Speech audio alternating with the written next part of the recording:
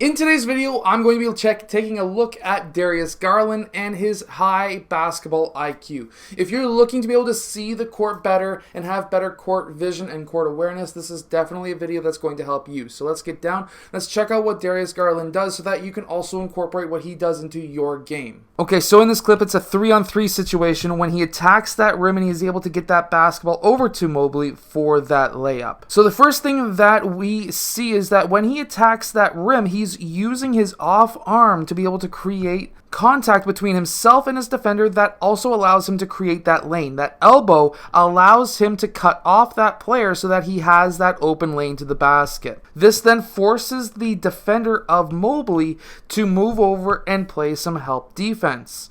At that point, obviously, Darius Garland would like to get the easiest shot possible, and that shot is not him taking a layup. That is to pass the ball off to Mobley so that he can get the layup himself. Now, this only happened because when Darius Garland went up and jumped for that supposed layup, that raised that arm of that help defender, which then opened up a massive passing window right there underneath of his arm so that he could get that ball to Mobley. Being able to see the vision, being able to see other players on the court when you're attacking the rim, knowing where those players are, being able to create that contact is going to allow you to get those awkward passes through. As we can see here, that elbow really did create a lot of separation because now those arms are out of the way of that basketball. Those arms are not coming down to swipe or try to swipe up and steal. That is why you need to be able to use your off-arm elbow to be able to create that separation. And then, of course, being able to know where passing windows are, which right here is a massive passing window to get that pass through. In a fast break right here that we have basically a 3-on-2 situation, he's looking over his shoulder looking for his teammate who is cutting down that right side. The reason he's looking is because now he's dribbled towards the middle of the court, and of course this is a very deadly area because by crossing into the middle, you are now drawing different defenders towards you. The defense never wants anyone to go up the middle. They always want players to go down the sidelines. No matter you're playing man or zone, that is how they want you as the offensive player to go. So by just dribbling towards the middle, you're going to be drawing eyes. Now, if you can find players, in this case, he has a teammate who's cutting down that right side, by keeping your head up and dribbling, you're able to see that this player is paying attention to you.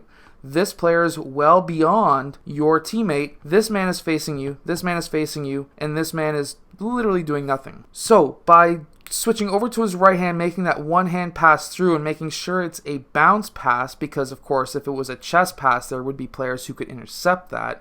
A bounce pass is a lot harder to intercept. He's able to get it to his teammate who finishes with a dunk. And we can really see from this angle what he was able to see for himself, and that was if he could lead that pass far enough ahead of his teammate, then that pass should be able to get through. You cannot think twice about a pass. You need to make passes quick and decisive. Here, Darius Garland's going over top of a screen, and he's able to poke that ball loose from that player that he was defending.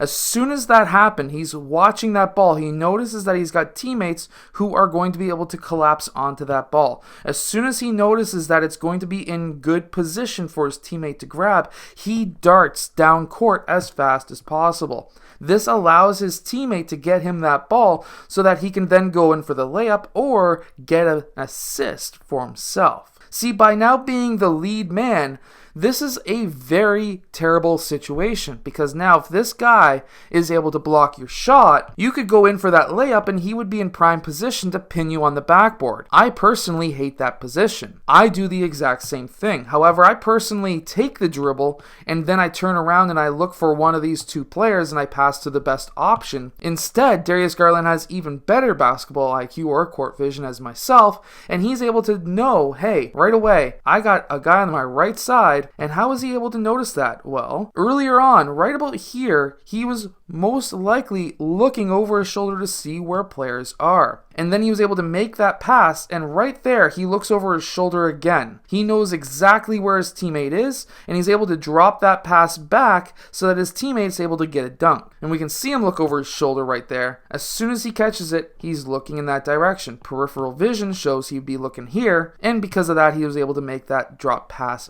back to his teammate. And an even closer view shows us exactly where he was looking, which allowed him to get that pass through. This is why defenses do not want you to drive down the middle. So by Darius Garland here attacking down the middle of a 2-3 zone, we can see right here, by attacking down the middle, by splitting that top gap, this draws up that middle player. This then puts that wing player here in a bad situation. Will he guard the 3 or will he guard the baseline? By having teammates understand what you're doing and read what the ball is doing, they can cut baseline, and if you're a good enough passer, you can get them a wide open dunk or layup. Just by simply getting that ball in the paint. It doesn't have to be going down the middle. You can be splitting the wing gap. It doesn't matter. But by getting that ball into the paint, you're going to be collapsing multiple defenders, especially against a zone defense. And by collapsing a zone defense, you're going to be opening up opportunities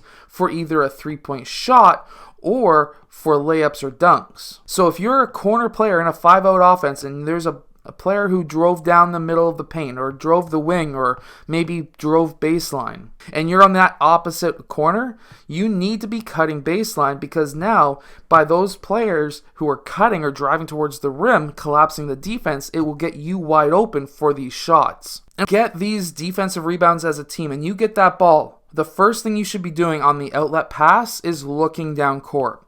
You want to look for those quick, easy baskets, because defenses don't always get back, especially at the youth level. And here in the NBA level, they also don't always get back either, and you can get some easy layups and dunks too, just by looking down court. I hope that this video helps you become a better player, a better high basketball IQ player, better court vision. If it does, hit that like button and subscribe.